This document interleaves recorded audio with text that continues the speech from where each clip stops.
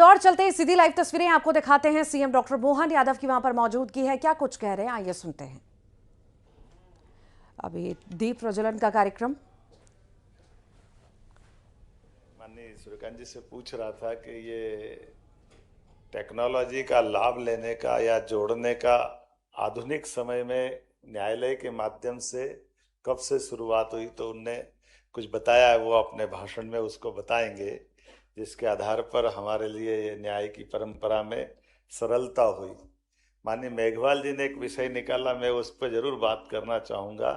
अतीत के काल में भी न्याय के सिद्धांत के बलबूते पर विद्वत्ता के भरोसे से न्याय में सहायता पाने के लिए विक्रम और बेताल के जमाने से बात जुड़ती है।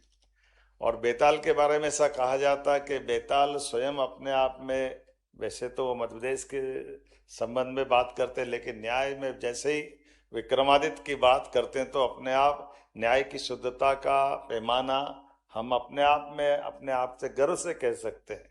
और विक्रमादित्य के बारे में भी ऐसा माना जाता है कि उनके पिता के शासनकाल के जाने के बाद, उस समय के शकों को परास्त करने के बाद, उनने जब सब व्यवस्थाओं में सुशासन की स्थापना की, तो विक्रमादित्य के नवरत्नों में बेताल का भी स्थान आता है।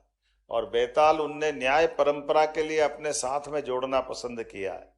और बेताल की कहानी भी हमको मालूम है, चंदा मामा तो कई सौ कर देती है, अलग बात है, लेकिन मूलतः बेताल की कहानी 25 ही है, बेताल 25 ही।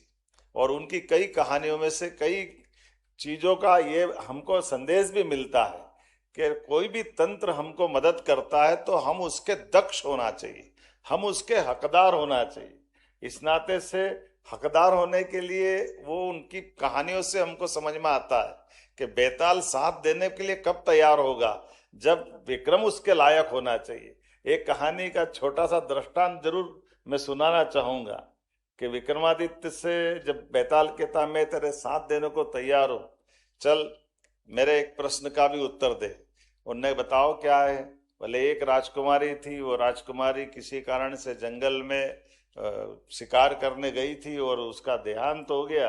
देहांत होने में घटनाक्रम ऐसा घटता कि उसका दाह संस्कार वहीं करना पड़ गया। दाह संस्कार करने के बाद के घटनाक्रम में वो बताते हैं कि संयोग ऐसा है कि उस राजकुमारी से 3 लोग विवाह करना चाहते थे। एक उसका अपना जो राजकुमार जो जिससे उसके संबंध होते थे भविष्य में वो विवाह करने की संभावना थी, एक उससे वो विवाह करना चाहता था।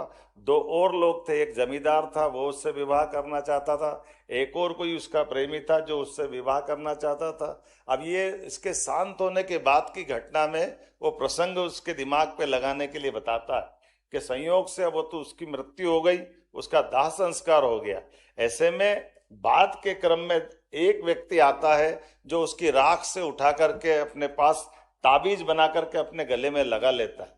दूसरा बताता है कि वो उसने अपने वहां से उसकी अस्थि वगैरह विसर्जन करने के लिए अपनी उस भावना के बलबूते पर कि मैंने भावनात्मक रूप से इसको पत्नी माना, वो लेके चला जाता है। तीसरा एक और व्यक्ति है जो जहां दाह संस्कार हुआ वहीं पे झोपड़ी बनाकर रहने लग जाता है, जो वहां का बासिंदा है। अब तीनों के अपने अपने संबंध बनाने के तरीके हैं। ऐसे में वो विक्रमादित्य से बेताल पूछता कि बताओ विक्रमादित्य, तुम तो बुद्धिमान आदमी हो, ये 3 में से पत्नी किसकी हुई? इनका व्यवहार का जो आचरण का तरीका है ये अपने आप में एहसास कराएगा कि वो पहले जो झोपड़ी बना के रह रहा उसकी पत्नी हुई, दूसरा जो उसके बाद